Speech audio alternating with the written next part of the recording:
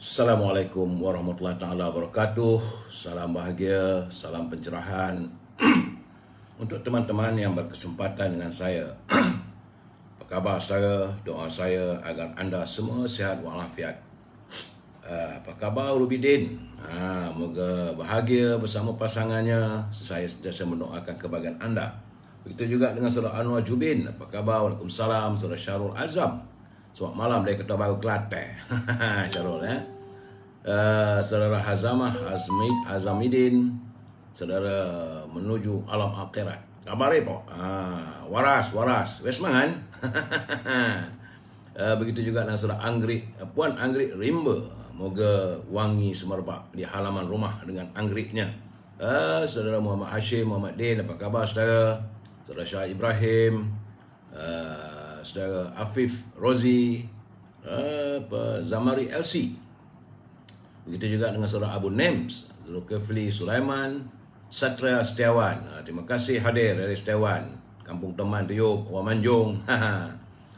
Saudara Joka, apa khabar saudara? Semoga dimurahkan rezeki. Alhamdulillah, insya-Allah sama kita berdoa. Saudara Said Azhar. Saudara Muhammad Hashim, Muhammad Din, apa khabar saudara? Saudara Cik Norila, puan, apa khabar puan? Rosli Le, dengan harapan anda sihat walafiat. Begitu juga dengan Amal AMJ. AMJ tak tahulah saya. Puan Mira Harun, Iskandar Mursidi, Syahrani Salmah. Apa khabar Syahrani? Rasanya saudara Syahrani Salmah ni mungkin pasangan kot. Begitu juga dengan saudara Bakat Ahmad. Moga dirahmati Allah. Saudara Arifin Ibrahim.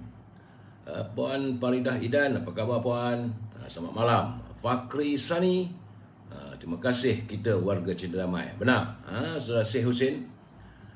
Sahabat kita Elis Adam Khalil. Saudara Syahrul, apa khabar dari Penang? Cik. Moga-moga sedap makan nasi kanak. Jebat Pembela. Wah, hadir pada malam ini saudara Jebat.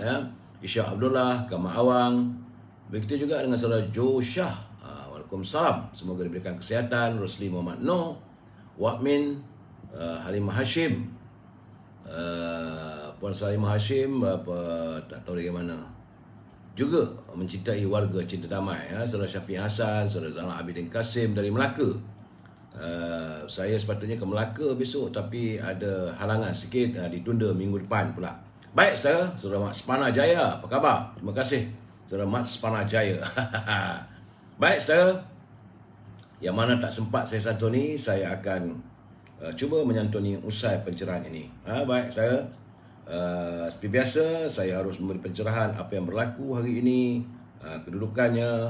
Hari ini adalah hari Isnin 28 bulan Mac. Hujung-hujung bulan dah ni. Tinggal 8 hari je lagi. Tinggal 8 hari saja lagi kita akan menuju awal Ramadan. Mudah-mudahan kita ditemukan dengan Ramadan yang begitu mulia, yang amat kita nanti-nantikan saudara. Dan hari ini menurut saudara Rio daripada Universiti Melaya, katanya ini adalah hari yang ke-733 virus corona terus menyerang bumi kita ini. Menurutnya laporan semalam ada penurunan, ada kurang daripada 20,923, semalam 16,863. Menjadikan jumlah jangkitan adalah 4,138,867. Jumlah yang terkumpul jangkitannya adalah 4,138,867 warga kita yang dijangkiti oleh virus corona. Dan Alhamdulillah saudara Rio memenuhi hasrat Puan Mariam. Yang sembuh, mereka yang dijangkiti yang sembuh adalah 3,870,937. Itu yang sembuh saudara. Jadi retinnya bukanlah 4 juta itu semua menuju kematian, tidak. Kerana semalam kematiannya adalah 37 orang. Menjadikan jumlah kematian cuma 34,751. Walaupun jumlah itu nampak kecil, tapi bagi saya lah, kalau sembuh 3,870, yang meninggal dunia 34,751, masih banyak, masih tinggi jumlahnya. Sebab itu saya mengajak, memberi pesanan kepada teman-teman supaya menjaga kesihatan kita, jaga kebersihan diri, elakkan penjarakan sosial saudara. Kalau tiada keperluan, tak perlulah keluar rumah saudara. Dan hari ini pun sekarang ni cuaca panas sangat ni. Sebab bagaimana saya katakan semalam, gelombang kepanasan yang keterlaluan. Sudah mencecah, ada sampai ke tahap 40 darjah Celsius. Melengeh badan saya. Melihat daripada laporan saudara Rio, saya tengok semalam cuma 2 negeri saja lagi yang masih ada angka ribuan. Itu di Selangor 9,273 dan di wilayah Persekutuan 1,395. Lain-lain negeri saya lihat nampak ada kebaikannya, ada susut. Tidak lagi sampai ribuan. Yang begitu ketara macam di Labuan 38, Putrajaya 38 dan di Perlis 37 orang saja jangkitannya. Lain-lain negeri tak banyak. Pulau Pinang masih lagi dalam 990, tapi di bawah 1000 saya. Artinya jumlah untuk bulan ini, bulan Mac sehingga semalam, saudara, warga terkumpul yang dijangkiti oleh virus corona sudah 610,672 orang. Memanglah tinggi saudara. Sebab itu saya mengajak teman-teman supaya kita sentiasa menjaga kebersihan diri kita, menjaga kesihatan kita, jagalah keluarga kita saudara. Ya? Dan hari ini COVID-19 bukan lagi pandemik, ia sudah menjadi endemik. Jadi kalau ada jangkitan tu, tengoklah kalau batuk, bagilah rawatan ubat batuk. Kalau ada demam, bagilah ubatan demam. Kalau pergi hospital pun itu jugalah yang diberi oleh doktor. Saya terima kasih saudara Rio atas kiriman yang bagi saya lengkap, memenuhi kehendak Puan Mariam supaya kita nampak berapa jumlah yang terkumpul, berapa jumlah yang pulih daripada jangkitan, saudara. Tapi kalau pulih pun jaga diri, saudara. Baik. Usai tentang pencerahan apa yang berlaku, kita masuk dalam segmen e-commerce, saudara. Jangan lupa saudara, meniaga kena meniaga juga saudara. Bulan puasa dah dekat. Sebab itu saya katakan kalau teman-teman yang ada produk-produknya mahu diberi pencerahan, silalah hubungi saya. Tak ada masalah saudara. Siang tadi saya beri pencerahan tentang sedapnya nasi berani di Seksyen 5 di Kota Damansara. Saudara, alhamdulillah teman-teman dapat berkesempatan. Saya berusaha untuk memberi pencerahan supaya kalau boleh kita bantu-bantulah orang kita nak berniaga saudara. Baik saudara. Kalau saudara punya produk, sila hubungi Al-Azhar di talian 011-330-41241. Kalau berhubung dengan dia, jangan lupa sibukkan dia dengan haruman Al-Baqurnya. Setangi Al-Baqur ini dia macam kemian saudara. Bila dibakar satu rumah semerbak mewangi. Rumah kita kalau harum mewangi, itulah kegemaran para malaikat. Ini bulan puasa dah dekat saudara. Dan kebencian para syaitan. Jadi hiaskanlah aroma rumah anda dengan haruman mewangi setangi bakur. Baunya seperti kita berada di tanah suci Mekah saudara. Selain daripada ini setangi baku, Al-Azhar juga ada parfum dari Timur Tengah. Baunya memang bau Timur Tengah lah saudara. Dia bau daripada macam di Mekah, macam di Madinah. Banyak aroman parfumnya. Sila hubungi Al-Azhar saudara. Dan jangan lupa rendang tok ibunya. Itu produksi ibunya memang sedap. Sesuai tahanlah untuk sebulan kita puasa tu. Jadikan lauk pauk kita rendang tok dan juga bahulu berdal untuk menyambut raya. Sila hubungi Al-Azhar. Jangan lupa juga bolehlah berhubung dengan dia sebab dia juga memasarkan gula O. Ini gula O ni bagi mereka yang concern tentang penyakit kecil manis dan sebagainya. Kerana gula O dia tanpa kalori. Cukup satu titik saja sudah mewangi. Seandainya anda tidak dapat berhubung dengan Al-Azhar, boleh juga berhubung dengan Siti Farehah untuk mewawarkan produk saya. Tapi kalau dengan Siti Farehah ni jangan lupalah sibukkan dia. Tadi pun saya tengok sibuk. Berdebam.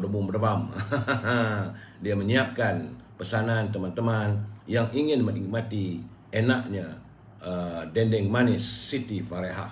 Sila hubungi Siti Farehah di talian 017-711-4300. Memang sedap dendeng manis Siti Farehah. Sesuai dimakan dengan kanji di bulan puasa.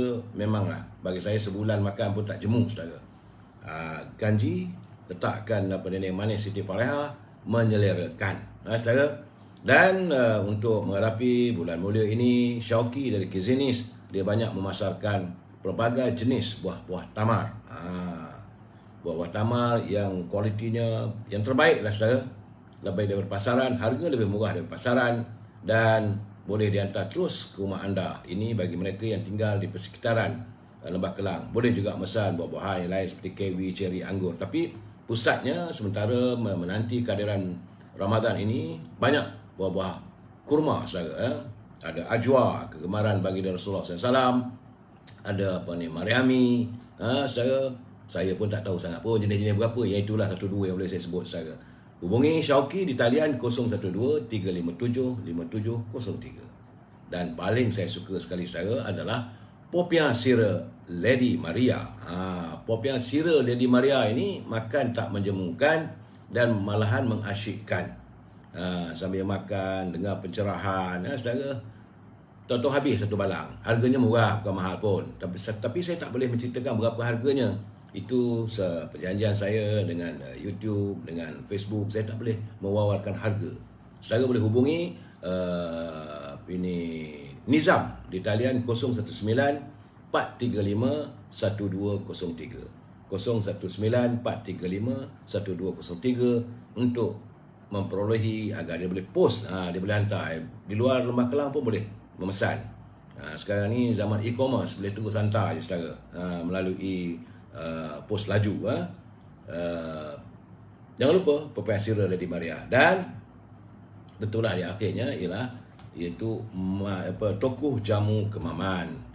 Tokoh jamu Kemaman ni saya suka, iaitu Cik Zul. Saudara boleh berhubung beliau di talian 019-917-0449. 019-917-0449 untuk menghadapi bulan puasa dan untuk rawatan susulan kalau ada yang kena jangkitan COVID dan sebagainya. Yang sesuai setakat ini, dia kata dua jenis herba yang ada padanya yang elok, iaitu madu tualang gold special quality. Ini merupakan madu yang dihasilkan daripada lebah-lebah hutan tropika, saudara. Ia untuk meningkatkan imunasi dan antibodi, mempercepatkan penyembuhan luka, mengawal paras gula dalam badan dan baik untuk tekanan jantung serta mengawal tekanan darah.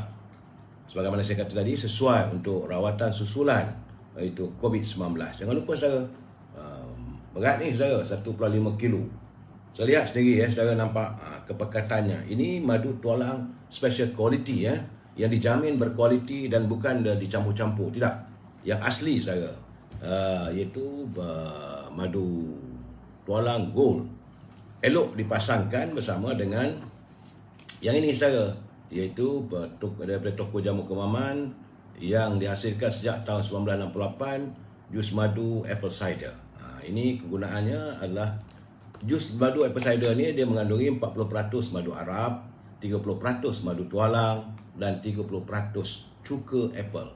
Ia untuk membantu mengurangkan berat badan saya dan juga menghapuskan lemak ataupun mengalami masalah penghadaman ataupun sembelit, atau mereka yang ada asma ataupun migrain, serta insomnia. Insomnia ni sukar untuk tidur malam. Saudara, melancarkan pernafasan, turut membantu masalah gout, sakit sendi, otot serta stroke. Hubungilah sahabat kita, saudara Zul, tokoh jamu Kemaman. Okey saudara, itu sahaja untuk pencerahan e-commerce kita hari ini saudara. Usai e-commerce, usai laporan kesihatan, kita masuk tentang naluri kehidupan. Ini elok untuk kita fikirkan bersama.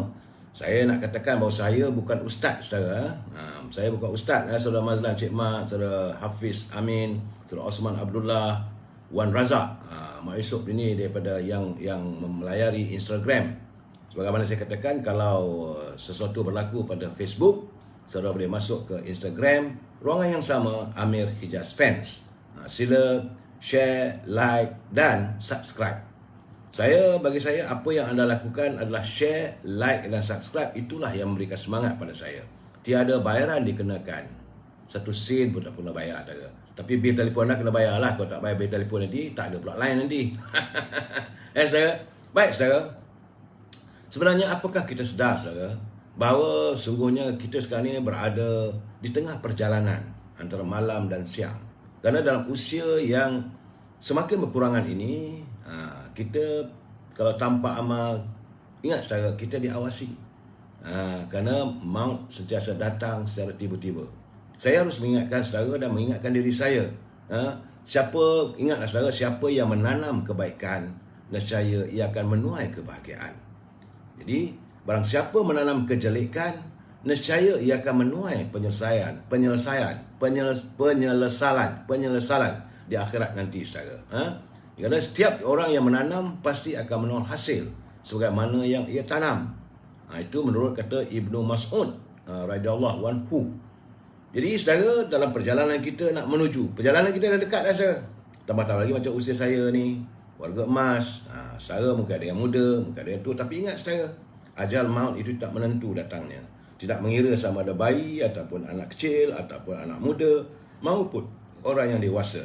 Bagi kita yang dipanjangkan usia oleh Allah SWT adalah untuk kita menambahkan lagi pepohon pahala untuk kita tuai waktu di akhirat nanti. Ingat saudara, kerana daripada Abu Hurairah juga, daripada Nabi Muhammad SAW bersabda, biarkanlah aku dengan apa yang aku tinggalkan kepada kamu semua.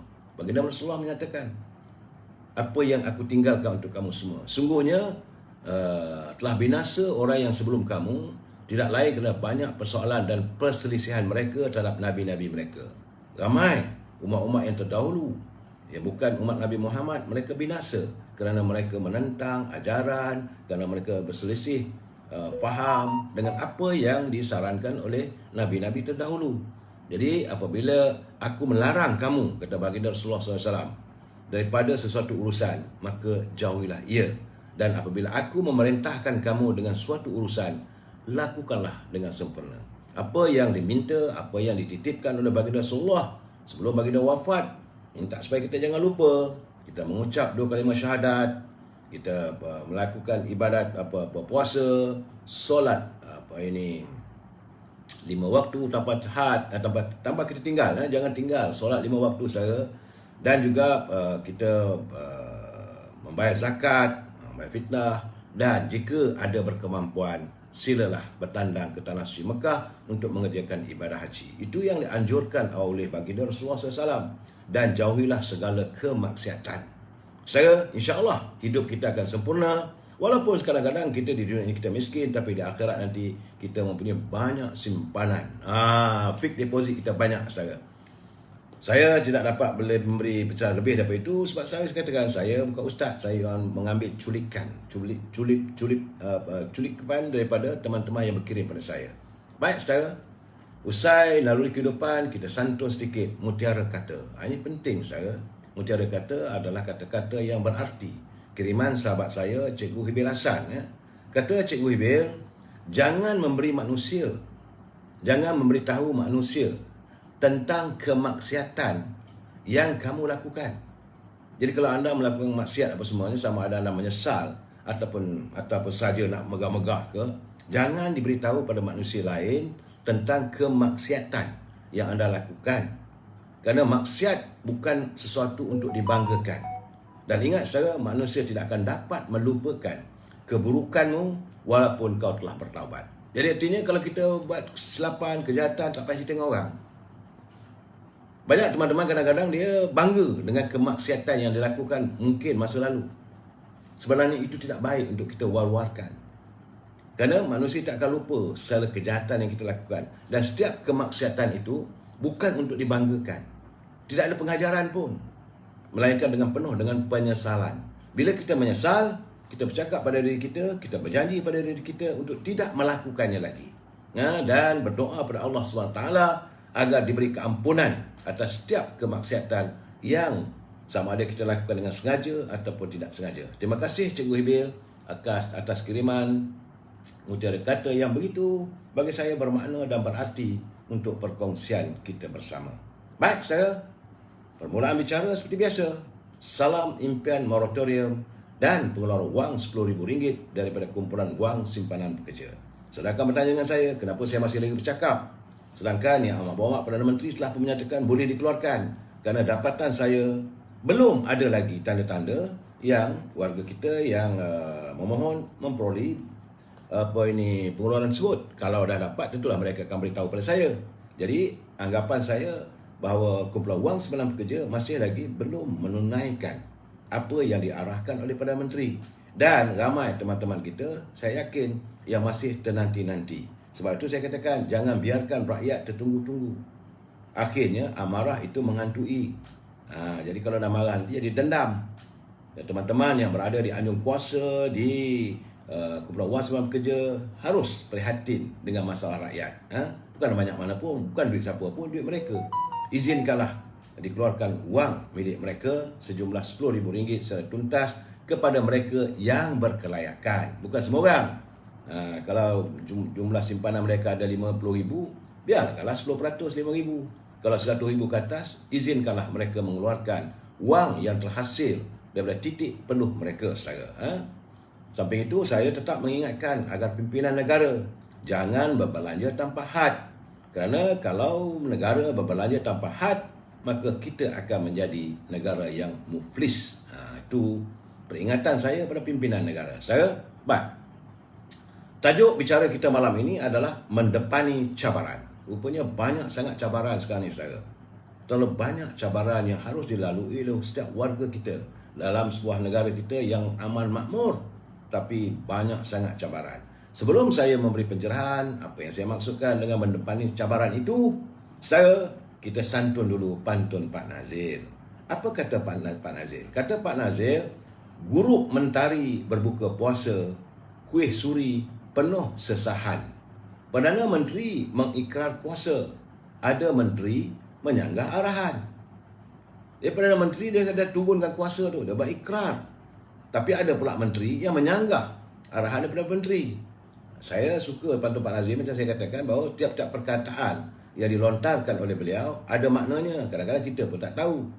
Sebab semana-mana sepertinya guruk mentari. Guruk mentari itu artinya matahari terbenam. Itu maksudnya guruk mentari. Jadi guruk mentari berbuka puasa. Dan perkataan sahan itu rupanya pinggan besar. Macam talam lah, saudara. Jadi guruk mentari berbuka puasa, kuih suri penuh sesahan. Sahan itu adalah talam lah. Perdana Menteri mengikrar kuasa, ada menteri menyanggah arahan.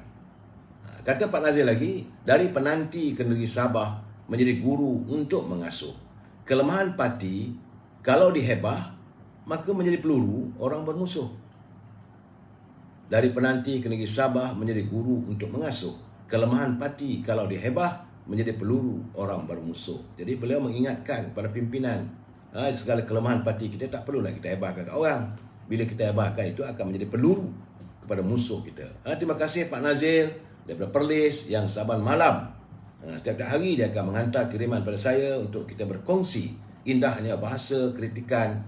Sebab orang Melayu kita ni dia menyindir ataupun menegur dengan apa, penuh dengan bidalan. Terima kasih Pak Nazil. Semoga Pak Nazil sihat walafiat. Bolehlah terus mengirim pantun. Rasanya kalau tak ada pantun macam tak sempurna pula pencerahan saya, saudara.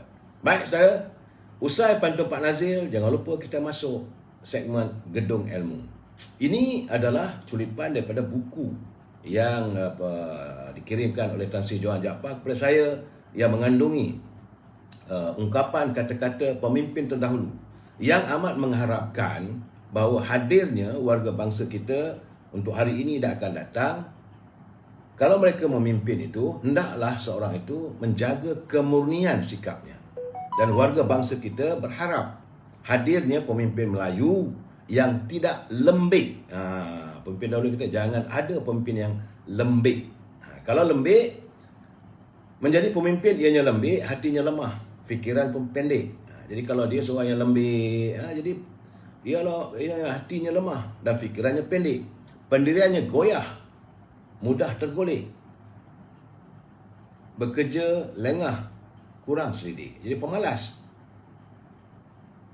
Dijadikan pemimpin sangat tak baik. Dan dijadikan tua, ia tidak selidik. Tak adalah nak memiliki satu masalah dan sebagainya. Tidak menangani dengan baik. Dijadikan induk, langkahnya pendek. Jika memimpin umat, takkan selamat. Pemimpin yang lembik ni, kalau dijadikan pemimpin untuk memimpin umat, takkan selamat. Memimpin bangsa, takkan berkuasa. Memimpin negeri, tak akan ada arti.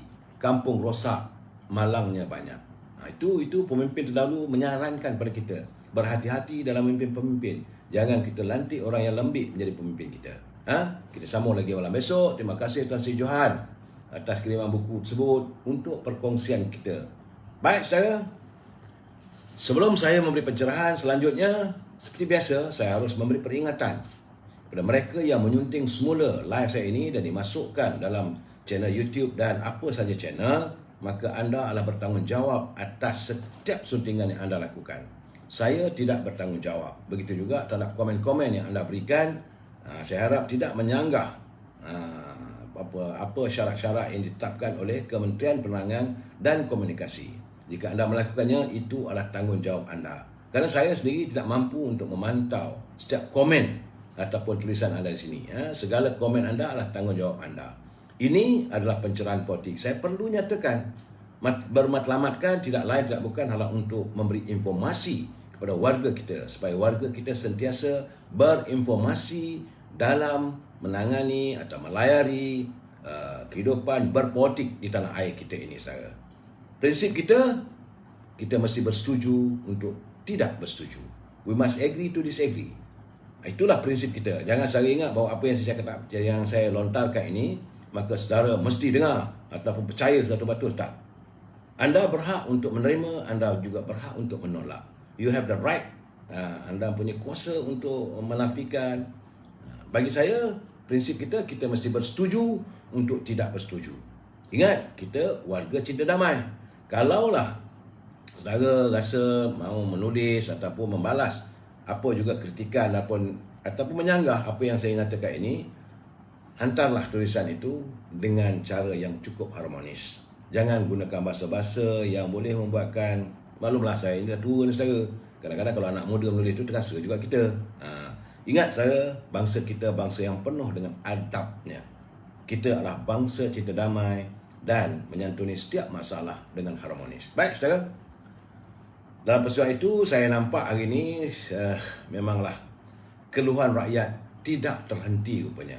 Kerana kenaikan harga barang makanan masih terus tidak terkawal, saudara. Saya dapat juga curipan dengar berita macam di Terengganu misalnya. Di Terengganu harga bahan makanan dikabarkan naik 100%. Kalau harga dulu RM10 dah sekarang RM20. Itu termasuklah harga tepung dan bahan-bahan untuk mereka nak buat kuih ke nak buat makanan. Kesannya, maka harga barang makanan yang dipasarkan, yang diniagakan oleh peniaga kita naik melambung. Saudara, malam petang tadi saudara, waktu saya berbual dengan tuan punya nasi berani, dia pun beritahu kat saya. Dia kata daun ketumbar pun sekarang dah RM35 sekilo. Saya giling kepala.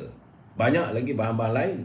Daging apatah lagi. Dulu dalam RM25, sekarang dah RM45.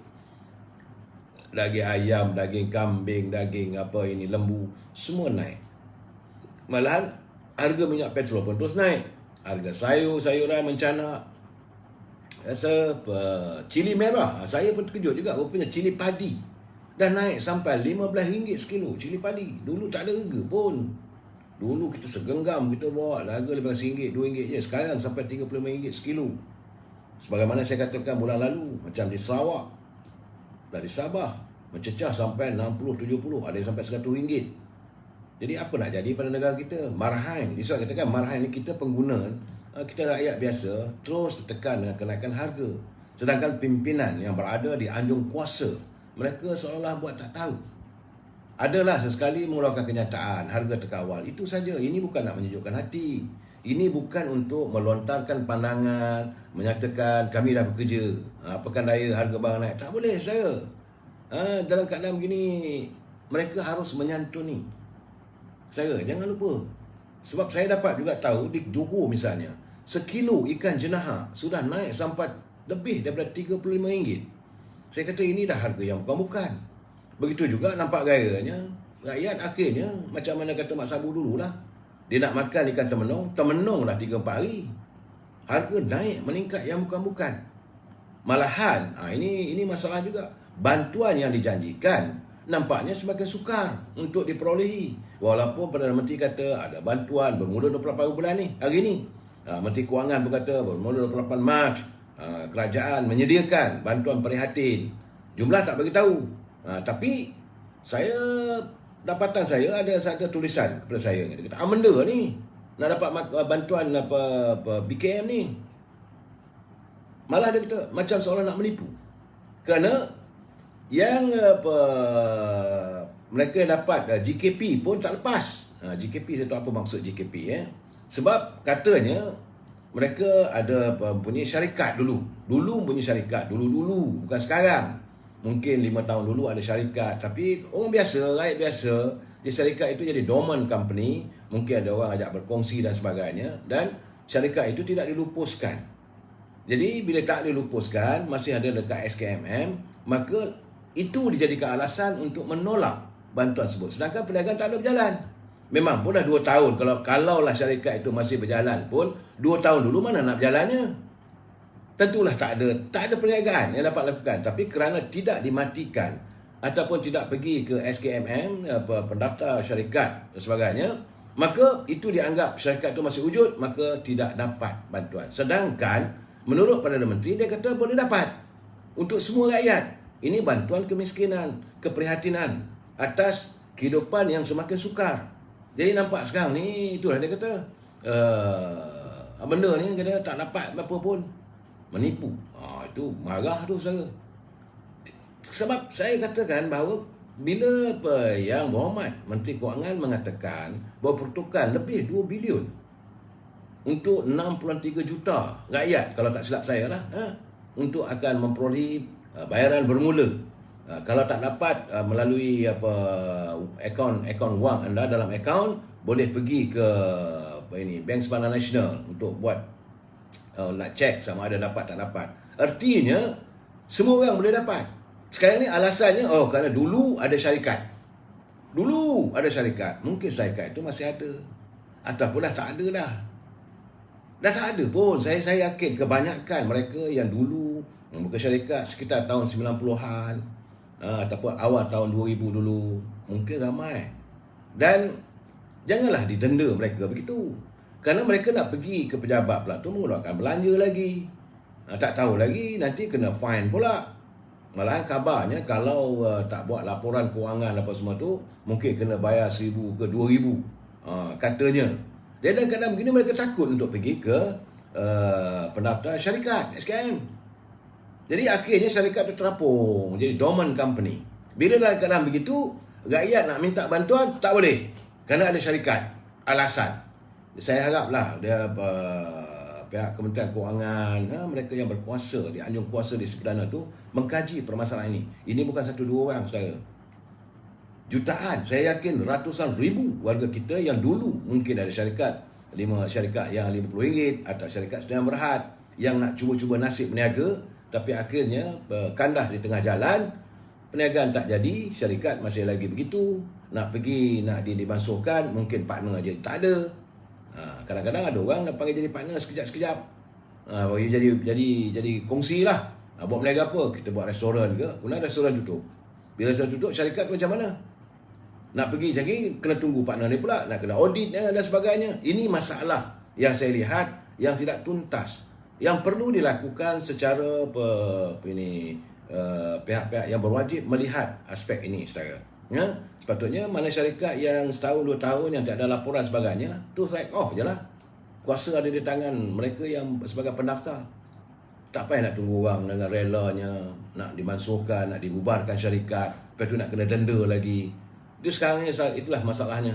Saudara Juzli Mahali Nadma hilang pendapatan pasal jangkit COVID pun penipuan. Orang kadang-kadang sekarang ni susah, saudara. Itu keadaannya, saudara. Jadi ada pula yang mengatakan, cakap yang tak bercedik ni, dia kata banyak pula katakan bahawa harga barang naik kerana peperangan antara Rusia dengan Ukraine. Memanglah saya pun tahu lah.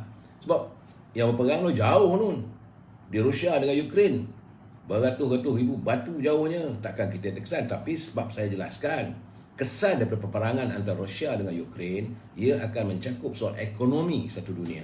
Sebab itu saya dah mengingatkan saudara supaya berhati-hati. Malahan saya khawatir kita akan menghadapi masalah kekurangan makanan. Sebab negara kita, saya tak tahulah macam mana mereka menangani tentang food security. Yang 3-4 bulan dulu pun saya dah bercakap, kita mesti ada bekalan stok simpanan makanan, beras, tepung, gula dan sebagainya. Ini keperluan. Kalau tak ada, nanti rakyat akan tiada makanan. Ini menjadikan masalah besar, saudara. Sebab itu saya tengok apa yang dikatakan oleh Yang Berhormat Datuk Seri Muhammad Asad selaku Timbalan Presiden UMNO. Dia kata kita harus berhati-hati untuk menangani saat berhubung isu subsidi minyak. Ini kerana bila minyak ini akan menyangkut soal ekonomi. Katanya harga minyak mentah dunia telah pun melonjak, mencecah pada Amerika Syarikat dengan harga $130 satu tong pada awal Mac. Jadi inilah krisis geopolitik Rusia dan Ukraine, dan peningkatan sekatan ekonomi ke atas Rusia telah menyumbang pada keadaan ini. Itu kata Tok Mat. Jadi permintaan juga meningkat kerana pemulihan ekonomi global selari dengan pembukaan sektor ekonomi dunia pasca pandemik. Jadi berikutan trend peningkatan ini, kerajaan terpaksa menampung subsidi minyak yang semakin membebankan. Jadi menurut Tuan Tok Mat, dia kata, Tok Mat dia bekas menteri besar, dia bekas orang bank, dia tahulah, dia kata bahawa Allah dianggarkan jumlah subsidi produk petroleum bagi keseluruhan tahun 2022 dijangka mencecah sehingga 28 bilion ringgit. Secara 28 bilion untuk subsidi saja. Jika harga minyak mentah dunia kekal melebihi $100 bagi setiap tong, berbanding dengan hanya 11 bilion bagi tahun 2021. Jadi kerajaan harus terus kekal mengekalkan harga runcit petrol RON 95 pada harga siling, iaitu RM2.05 dan diesel pada harga RM2.15 seliter. Sungguh pun harga pasaran sebenar bagi kedua-dua produk telah pun meningkat sehingga mencecah RM3.70 seliter dan RM4 seliter. Itu jadi keadaannya peningkatan ini, kos subsidi bagi produk petroleum akan memberi tekanan besar kepada kedudukan fiskal kerajaan. Ia akan menjejaskan perbelanjaan pembangunan secara ketara. Jadi Tok Mat memesan kerajaan harus memikirkan soal ini. Kesannya nanti tentulah pada rakyat. Jadi mungkin kita masih ingat setara masa RON 97 dulu pernah dinaikkan sebanyak 78 sen pada 5 Jun 2008. Waktu itu kadar inflasi pada ketika itu melonjak daripada 3.8% dalam bulan Mei 2008 kepada 7.7 hingga 8.5% pada bulan Julai, Jun, Ogos 2008. Jadi inflasi yang tertinggi dalam masa 27 tahun bagi itu telah mengurangkan kuasa beli rakyat. Dalam keadaan begini, barang mesti akan menaik lagi saudara. Jadi Tok Mat berpesan pada rakyat supaya lebih berhati-hati dalam kencan kenaikan harga minyak di pasaran. Bukan harga minyak itu naik, Petronas untung, rakyat semua untung, tidak. Mungkin sektor minyak, petroleum, Petronas untung, tapi keuntungan itu tak mampu untuk memberi subsidi yang tinggi kepada rakyat kita. Dan kesannya, maka harga barangan juga akan naik, meningkat. Dalam keadaan begitu, saya bila tengok ekonomi begini, cabaran yang kita hadapi, saya begitu terkesan juga apabila saya menatap rayuan para penarik beca. Ini penarik beca yang siar dalam media sosial Kita Reporters. Saudara boleh layari Kita Reporters, dia menyatakan bagaimana penarik beca ataupun teksi. Di Kelantan dia panggil teksi lah, atau di Terengganu, di Melaka masih lagi beca, begitu juga di Pulau Pinang. Jadi 4 negeri ini masih ada lagi perkhidmatan beca. Kerana menurut pegawai-pegawai beca tersebut, tolonglah kami, bantulah kami pegawai beca, kerana khidmat teksi ataupun khidmat beca ini semakin pupus kerana kian sukar untuk mendapat penumpang. Pelancong tak datang, siapa nak naik beca? Kalau di Pulau Pinang lancar ke, beca ke, yang selalu naiknya tu pelancong. Di Kelantan pun sama juga, begitu juga di Terengganu dan di Melaka. Jadi mereka sudah pun kekurangan mendapat pelanggan. Jadi pimpinan di negeri tersebut harus memikirkan bagaimana untuk membantu mereka ini. Malahan dalam keadaan begitu, banyak juga netizen masih lagi menghantar kiriman pada saya. Masih lagi menghantar kiriman, mereka menzahirkan kekesalan tentang berhubung kenaikan ataupun pendapatan pemimpin yang begitu tinggi secara khususnya jawatan Perdana Menteri, Timbalan Perdana Menteri, Menteri Besar, Ketua Menteri, Menteri, Esko, ahli-ahli Parlimen dan ahli Dewan Undangan Negeri, di mana mereka tidak terkesan. Pendapatan mereka tidak berkurangan. Orang lain gaji dah kurang. Kita nak tuntut gaji 1,500 pun masih lagi belum tuntas sepenuhnya. Tapi setiap ahli-ahli politik, pemimpin politik, mereka kekal. Sedangkan mereka sepatutnya tidak layak menerima pencen rumah lah berbanding dengan kalangan awam. Ini gambarannya. Saya dapat tengok, ada lagi. Banyak rupanya warga netizen yang menzahirkan keadaan yang mereka merasakan bahawa rakyat terus tertekan, tetapi pemimpin hidup dengan keadaan senang lenang. Jadi bagi saya, banyak juga ramai di kalangan mereka minta supaya dikaji semula tentang tangga gaji, pendapatan mereka ini. Persoalan saya, siapa nak bawa? Siapakah yang mampu untuk membawa ke Dewan Rakyat atau Dewan Undangan Negeri kalau pun nak dikaji semula ataupun nak dikurangkan pendapatan pemimpin besar ini? Siapa nak bawa usul nak kurangkan gaji Perdana Menteri, nak kurang gaji menteri? Siapa nak bawa? Tak ada siapa akan bawa. Maka gaji itu kekal begitu. Jadi seorang menteri kekalah dengan pendapatannya 100,000. Sedangkan rakyat seksa jiwa, saudara. Kerana mereka sebenarnya mereka tak kenal. Mereka yang bernama pemimpin, mereka yang menjadi wakil rakyat, mereka yang menjadi ahli parlimen, yang jadi timbalan menteri, yang jadi menteri, mereka tak kenal di mana lubuk Siamang, lubuk Semilang, dekat mana nak cari ikan. Mereka tak kenal apa itu umpun-umpun. Yang kenal rakyat nelayan.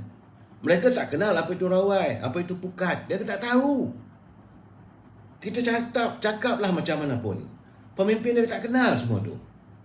Atau mereka pun tak terkesan apa-apa pun kalau harga getah turun naik. Walaupun warga Penoreh berperang dengan pacat, berperang dengan duri, bergelut dengan ular, lipan atau siamang di hutan getah.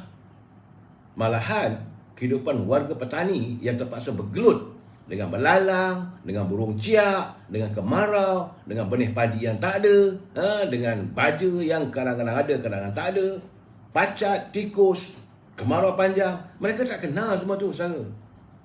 Yang kenal semua itu kitalah. Kitalah warga Marhain. Apakah mereka tahu bagaimana tentang serangan tupai ataupun beruk yang memunggah pokok-pokok yang meleraikan kuntum-kuntum bunga yang berputik untuk jadi buah, sama ada pohon durian ke buah-buah apa saja. Menteri tak tahu semua tu. Yang dirasa oleh rakyat. Sebab itu kali rakyat kata semua dewan ni membawa mayeh je lah. Kita yang terkesan. Sebab itu saya mengajak agar warga kita sentiasa prihatin. Dan kalau anda mempunyai permasalahan apa semua, hantar pada saya, tak ada masalah. Saya akan cuba menyuarakan, mewawarkan kegelisahan, keresahan rakyat supaya pemimpin di atas tu, dia orang kadang-kadang bingai. Nak keluar wang simpanan pekerja pun bukan daripada wang mereka pun berapa kerat saja yang akan memperjuangkan. Tak ramai mana. Bila Perdana Menteri kata okey diluruskan, sampai sekarang tak tuntas lagi. Macam mana dengan bantuan prihatin? Masih lagi ditakut yang sekadar janji, tinggal janji lah rakyat merasakan. Ini yang saya katakan, janji 1000 mimpi. Jumlah tak tahu berapa. Bila nak minta tak lulus. Malah saya nampak juga ada OKU, orang kurang upaya pun gagal. Ni apa benda ni? Saya haraplah satu elemen yang perlu dicari. Dalam soal-soal begitu sekarang ni, saya terima pula kiriman sahabat saya Saudara Zamir, menjerit lagi dia. Dan ada logikanya apa yang dilontarkan oleh Datuk Zamir Ibrahim daripada Kedah. Dia kata mahu atau tak mahu, iaitu nak bawa balik Jolo ni ke negara kita. Memang pun sekarang ni rakyat pernah menyampah dah. Perbicaraan berhubung dengan Datuk Seri Najib saban hari dilaporkan. Isu itu, isu ini, apa yang berlaku di Amerika, masih lagi laporan. Sehingga rakyat naik bosan. Kerana orang yang the man yang dilihat ataupun yang dijangkakan, yang disangkakan, yang melibatkan diri dalam krisis YNDB ini Jolo. Dah masuk tahun ke berapa ni? Dah masuk Perdana Menteri yang ketiga. Zaman Dr. Mahathir kata dah jadi bertukar jadi beruang. Zaman Tasimuddin kata Ketua Pilihan Negara, bagi saya sebulan saya akan bawa balik. Dan sekarang ni era Datuk Seri Ismail Sabri masih lagi tak ada. Jadi akhirnya saya melihat perbicaraan di mahkamah itu, rakyat tengok apa benda ni. Benda yang sama, isu yang sama. Lepas itu puak-puak macam Rafizi, balonlah pompong cerita emas merah lah, emas putih apa semua. Soalnya, bawalah balik. Apakah kita tak mempunyai kerjasama dengan negara-negara di mana Jolo tinggal ataupun bersembunyi? Dan bukan hanya Jolo, ada Nek Faizal. Bagaimana dengan suami Zeti? Bawalah ke mahkamah, rakyat nak. Takkan seorang saja. Tadi saya tengok juga apa yang dilontarkan oleh Yang Mulia Raja Petra. Betul. Dia mengatakan bahawa kalaulah beban untuk membuktikan segala jenayah dan sebagainya itu dihadapi Najib, itu bukanlah satu sistem perundangan yang baik, kata Raja Petra. Saya dengar betul. Tapi masalah sekarang ni itu kalau kanun jenayah. Saya melihat juga tulisan daripada Puan Palmerah, ada logikanya, sebab dia kata apa yang dia alami, apa yang dihadapi oleh Sri Najib, ia sudah berubah kepada ini di bawah tuduhan, di bawah akta anti money laundering, AMLA. Dalam undang-undang AMLA ni pula, beban membuktikan bahawa wang itu ada tak ada ke atau dapat mana perolehannya adalah tetap berada di bahu Datuk Seri Najib. Itu jadi percanggahan dua perkara. Saya tak nak mengulas lagi secara benda begini. Ini boleh mengheret saya dalam konteks of court. Tapi saya melihat apa yang dilontarkan oleh Datuk Zamir Ibrahim itu betul. Bawa lah. Sekarang ni nak bawa tak bawa.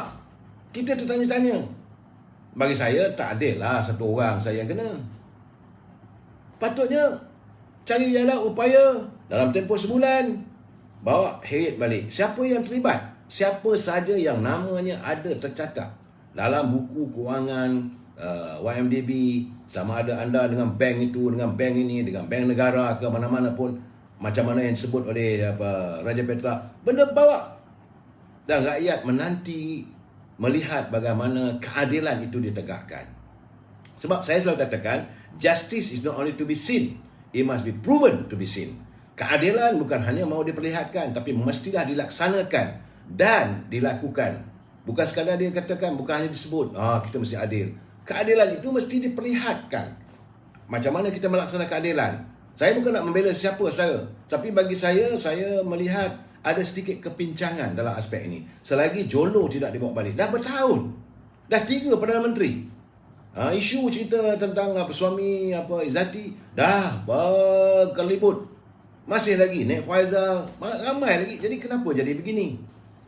Where are we heading? Kemana kita, keberadaan kita untuk mendapati masa depan? Saya tak tahu keadaannya. Jadi persoalan sekarang ni, saudara, kadang-kadang kita pun tanya juga, bahawa pemimpin terdahulu pun mereka pun bapak penyaman juga, saudara. Jangan lupa, rakyat sudah mempertikaikan waktu bagaimana kekayaan yang diperoleh oleh keluarga Dr. Mahathir. Juga rakyat nak tahu.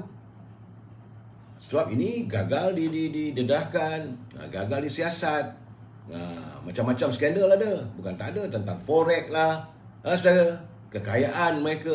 Dan keadaan begini rakyat tengok, sepatutnya kalau nak bawa, nak melakukan pembersihan, lakukan secara total. Siapa saja yang dilihat pincang, bawa ke muka pengadilan. Begitu juga macam sepanjang 1 tahun lebih Tan Sri Muhyiddin sebagai Perdana Menteri, ada darurat, apakah sah tak sahnya.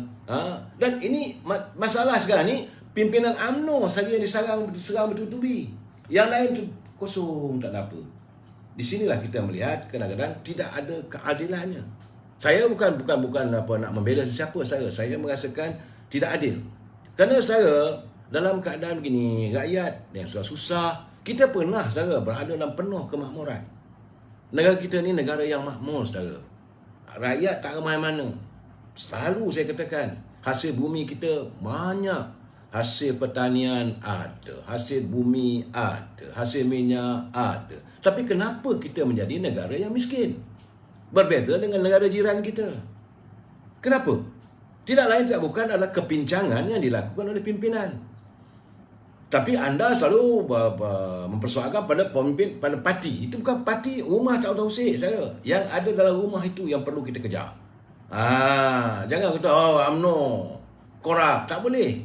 Yang korup, pimpinan mereka, seret ke muka pengadilan. Yang mencuri menyamun, mereka yang sekarang ni dah keluar daripada UMNO dan sebagainya, juga mereka tidak terkecuali. Jangan kerana bila mereka meninggalkan UMNO, maka mereka dilihat suci. Ini perlu dihayati oleh rakyat semua. Dan saya haraplah agar pimpinan benar-benar dah macam hari-hari saya berkempen. Tak ada seorang ramai, saya bukan berkempen. Saya nak menyatakan bahawa kehidupan kita ni kadang-kadang kepincangan. Dalam aspek kehidupan kita, rakyat dinafikan saya. Dan sekarang ni pula dah timbul pula. Kita masih lagi belum tuntas untuk mengheret mereka-mereka yang terlibat dalam pelbagai jenayah yang mengheret, yang mengakibatkan negara kita berada dalam kedudukan yang begitu Tenang. Tetapi apa jadi? Terlepas begitu saja. Apakah kita mau melihat bahawa mereka boleh melakukan sebarangan mengatasi undang-undang? Dan kita rakyat ni, kalau curi telur 2 biji, jawabnya hukumnya bertahun duduk kat dalam. Ini tak boleh dibiarkan. Rakyat harus menuntut keadilan dilaksanakan. Saudara. Dan hari ini sekarang ni tiba-tiba saya tengok dalam live tu macam apa tulisan saudara Arif Faizal Ma'adun Arifin. Dia kata tiba-tiba sekarang ni Parti Perikatan sering menimbulkan isu menamakan calon timbalan Perdana Menteri. Pula dah. Mereka masih lagi cerita jual jawatan. Rakyat tengah susah dah nak jadi timbalan Perdana Menteri. Ada yang katakan bahawa Azmin Ali, ada yang nak katakan Hamzah Zainuddin. Jadi sekarang kan bagi saya tidak ada keperluan lagi. Jawatan timbalan Perdana Menteri tidak ada dalam gazet. Tak ada. Dulu masa zaman Tun Razak dulu, sebab masa tu ada Tun Hussein Tun Ismail, dalam keadaan begitu bolehlah diwujudkan jawatan tu, tapi tak ada keperluan. Dan jawatan ini tidak ada dalam gazet. Cuba buka dalam buku perlembagaan. Tak ada menyebut pun jawatan timbalan Perdana Menteri. Yang ada Perdana Menteri. Dan mereka yang berada dalam kabinet itu menteri lah. Kenapa tiba-tiba sekarang ni wujudkan mesti nakkan ada jawatan timbalan Perdana Menteri daripada parti PBM. Kalau tidak akan tarik sokongan.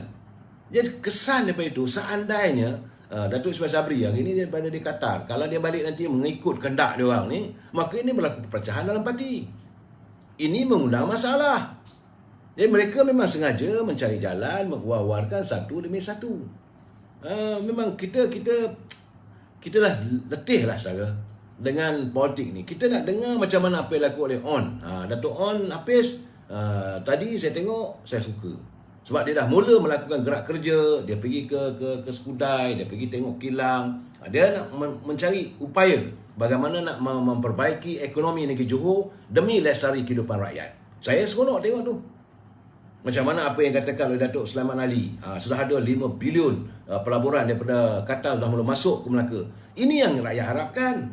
Jadi di mana parti waktu kamu berkempen, waktu kamu nak jadi wakil rakyat dulu, kamu mengatakan kita nak cari kestabilan politik untuk lestari kehidupan rakyat. Dan saya harap Datuk On Hafiz terus melaksanakan tugas sebaik mungkin. Rakyat menanti ini sejajar dengan titah tuanku. Tuanku kata jalan terus kerja. Jangan fikir-fikir lagi.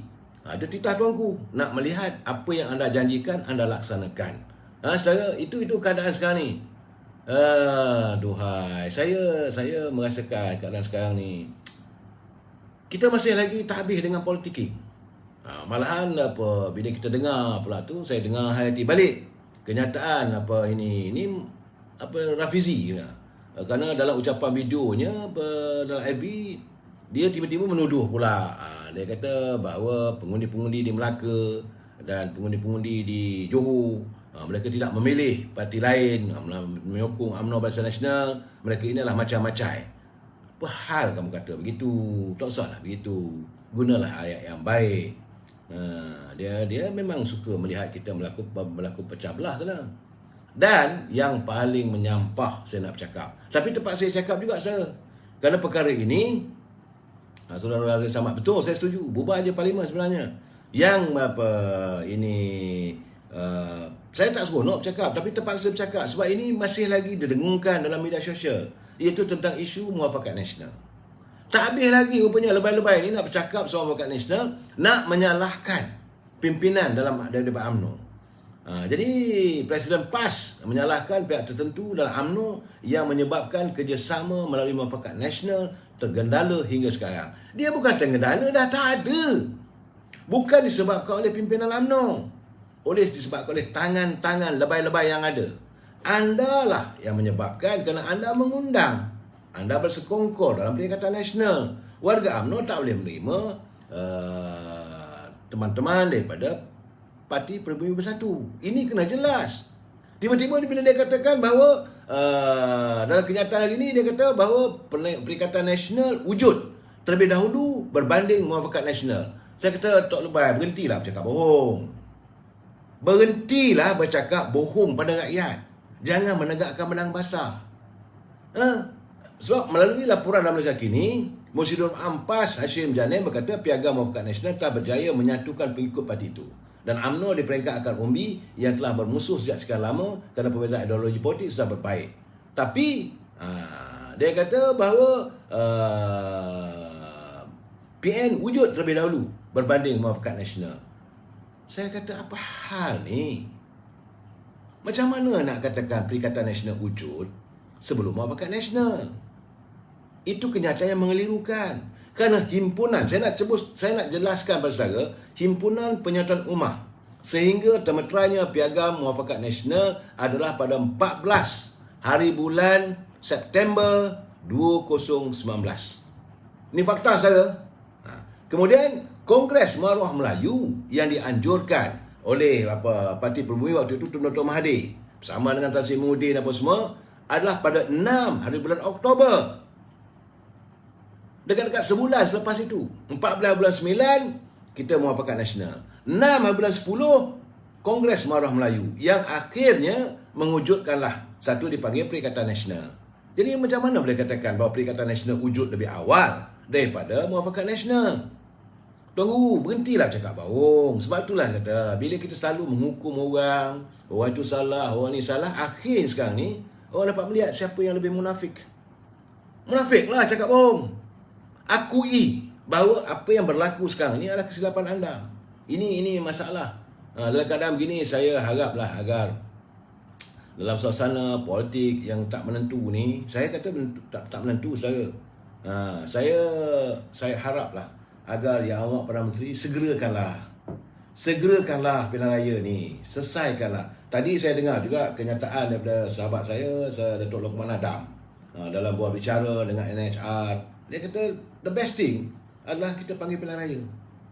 Inilah jalan yang terbaik. Untuk apa kita nak terus berbalah? Adakah pilihan raya? Biarlah rakyat menentukan.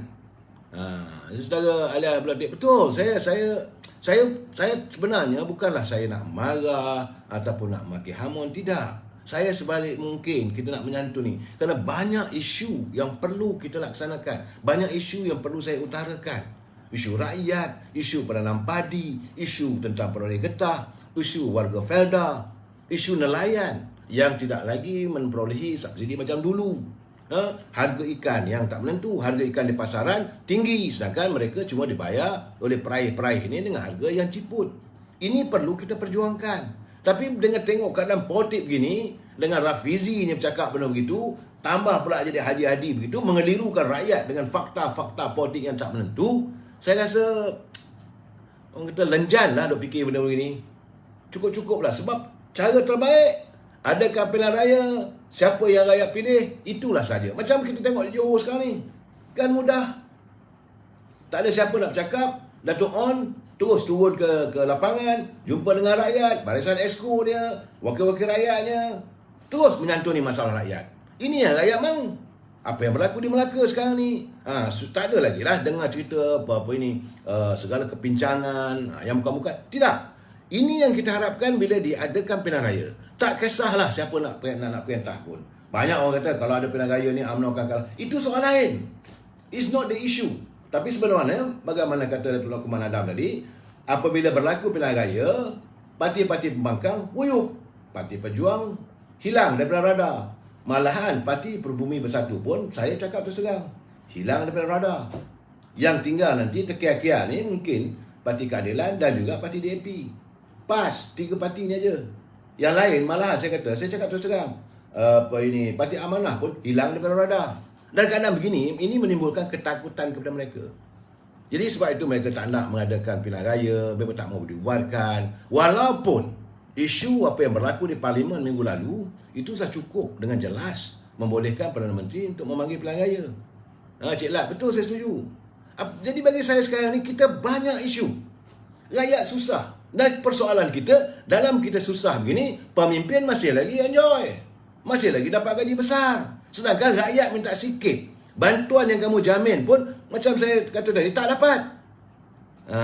Saudara Nur Zaman, berapa peratus je yang keluar mengundi, tak ramai yang keluar. Soal mereka keluar mengundi, tak keluar mengundi, itu soal lain, saudara. Bagi saya, once and for all, kita jelaskan kepada rakyat, ini untuk anda memilih calon-calon yang akan menjadi wakil anda selama 5 tahun. Itu saja. Ini saya sudah buat MJ, saya bukan takbur. Saya bukan takbur. Ini saya melihat daripada data-data, daripada kesan yang lepas. Bukan kita kata nak bermegah diri, bahawa UMNO saya akan menang. Tidak. Tidak sama sekali. Saya pun tahu ada kepincangan. Malahan, kalaulah Presiden UMNO tidak bersedia untuk menukar puak-puak yang ada dalam kerajaan hari ini, juga UMNO juga nanti akan terseret dengan segala permasalahan. Saya dah bercakap, kalau muka-muka baru tidak ditonjolkan, maka UMNO juga belum pasti boleh menawan rakyat. Tapi kalau ada muka baru, saya tengok, saya lihat macam mana apa dilakukan oleh anak muda keadilan di Perak. Mereka sudah menamakan 18 orang muka baru. Ya, UMNO perlu menghadapan dengan begini. Lah kita tak mau lagi melihat muka-muka yang bukan muka caketing, saya rasa. Muka yang tak boleh pakai. Menyampah rakyat tengok. Mereka hidup kaya raya, senang lenang. Kehidupan rakyat tidak disantuni. Lebay-lebay tu saya dengar juga pula katanya isu anti lompat. Dah menurut pimpinan daripada PAS, dia kata benda ni susah nak dilaksanakan. Pula dah. Memanglah susah laksanakan sebab mereka ada berkepentingan. Sebab tu saya kata ketepikan soal akta anti lompat sebagainya. Laksanakan selepas pilihan raya. Lepas pilihan raya, dapat satu kerajaan yang benar-benar dominan. Ada kestabilan, laksanakanlah segala perancangan yang baik untuk rakyat. Kita tak minta lebih dari itu. Rakyat tidak pernah. Kena ingat saudara, rakyat di negara kita ini bukanlah rakyat yang meminta-minta. Saya sedih bila tengok tadi, bantuan masih lagi tak dapat, kumpulan wang semalam pekerja tak dapat. Mereka seolah melihat rakyat sebagai pengemis. Please, tolong saudara yang bernama pemimpin, kena ingat, rakyat di bumi merdeka ini, mereka bukanlah rakyat yang meminta-minta. Mereka kalau boleh tak mahu dilihat tanda tangan. Mereka tidak mahu. Mereka mahu supaya diwujudkan usaha bagaimana peluang-peluang pekerjaan, peluang-peluang perniagaan, ekonomi diperbaiki. Itu yang mereka harapkan. Sebab kita pernah hidup dengan keadaan yang cukup selesa. Era selepas Sunusin On, era zaman Tun Razak, negara ni bangun. Kemudian era Dr. Mahathir, saya kena terima juga hakikat 22 tahun. Negara ekonomi baik, tapi lingkup lepas itu. Apabila dasar ekonomi baru berubah. Yang ini insya-Allah saya akan cuba kupas malam esok. Saudara, mereka inilah yang menjahanamkan kehidupan rakyat. Bagi saya, mereka berdosa pada rakyat. Kehidupan rakyat kita ni, sepatutnya kita dengan hasil bumi yang kita miliki. Kita ada nanas, kita ada getah, kita ada kelapa sawit, kita ada biji timah, kita ada biji besi. Sekarang ni pasir pun nak dijual pula. Kita ada minyak. Yang semua ini, tiap-tiap rakyat dengan 32 juta rakyat ini, saya berbual dengan mantan Menteri Kewangan Tun Razak, dia kata boleh dapat 5-6 ribu sebulan. Lihatlah apa berada di Norway. Setiap rakyat dia mempunyai simpanan. Dalam tabung simpanan rakyat dia ada 1 juta pound euro seorang. Kenapa kita tak boleh buat? Kerana bila pemimpin melihat wang itulah segala-galanya, mereka sanggup melakukan macam-macam demi kerana wang. Mereka nak jadi korun, nak menimbul kekayaan sekaya-kaya mungkin. Dalam keadaan begini, saya mengharapkan agar cara terbaik kita segerakanlah pilihan raya umum ini, biarlah rakyat memilih siapa yang harus mentadbir negara ini. Kita sambung lagi malam esok. Wabillahi taufiq wal hidayah. Assalamualaikum warahmatullahi wabarakatuh. Selamat malam.